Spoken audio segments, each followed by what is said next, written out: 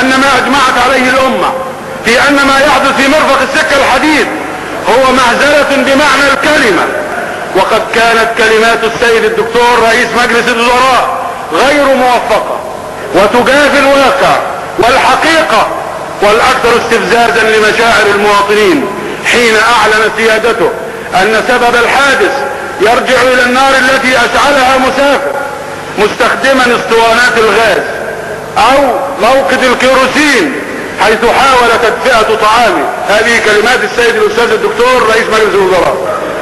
السيناريو الاول ايها الاخوة سيناريو موقد الكيروسين. احنا عايزين نتصور 7 عربيات، العربة رقم 10 و11 و12 لغاية 16.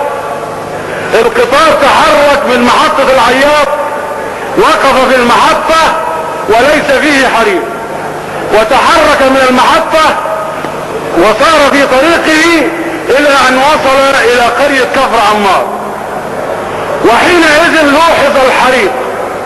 المسافة 13 كيلو ونص، الزمن حوالي 8 دقائق. الزمن 8 دقائق.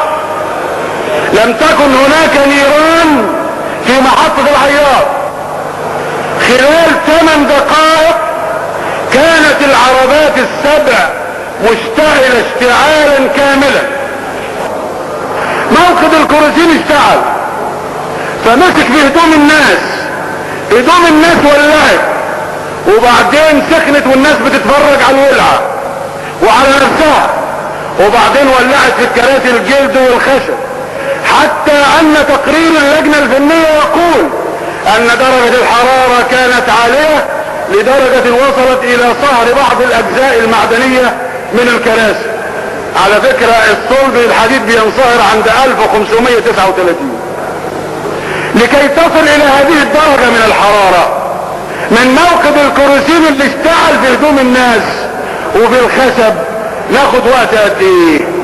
هذا سيناريو مرفوض عقلا وعلما، لان الحريق يحتاج الى 1 وقود، 2 اكسجين، 3 عايز وقت. لو انت حطيت علي انا بنزين دلوقتي في القاعة دي، رشيت عليا بنزين وولعت زي هنا، اخد وقت قد ايه عشان اتفحم؟ قد ايه عشان اتفحم وتنفجر الجمجمة وتختفي اثار الحريق من الناس الذين اوقدت فيه من نيران؟ كيف يحدث هذا في 8 دقائق؟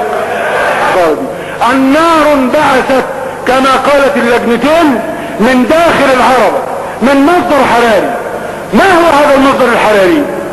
نحن نريد تقييما حقيقيا لهذه الكارثة. ان هذه السيناريوهات المرفوضة حتى ان صحت فانها تدل دلالة قاطعة على الاهمال الجسيم الذي يعاقب عليه او تعاقب عليه جهة الادارة العليا، متمثلة في ادارة السكة الحديد وفي الوزير المختص وفي رئيس مجلس الوزراء. الكمسارية متهمين 5، 4 منهم متهمين في الحادث بتاعنا ده من 11.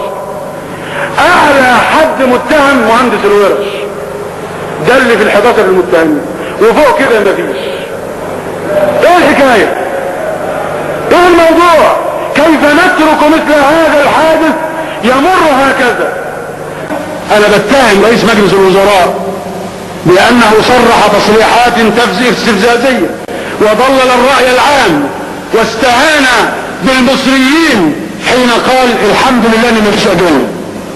اخوة، ان تقفوا الوقفة المناسبة في توجيه هذه الاتهامات لرئيس مجلس الوزراء وللوزير المختص وللكبار في هيئة السكك الحديدية الذين سبقوا والحاليين، ليحاسب الكل على اخطائه وتقصيره. وكما قلنا ليس على الحساب كبير، لا يوجد من هو كبير على الحساب.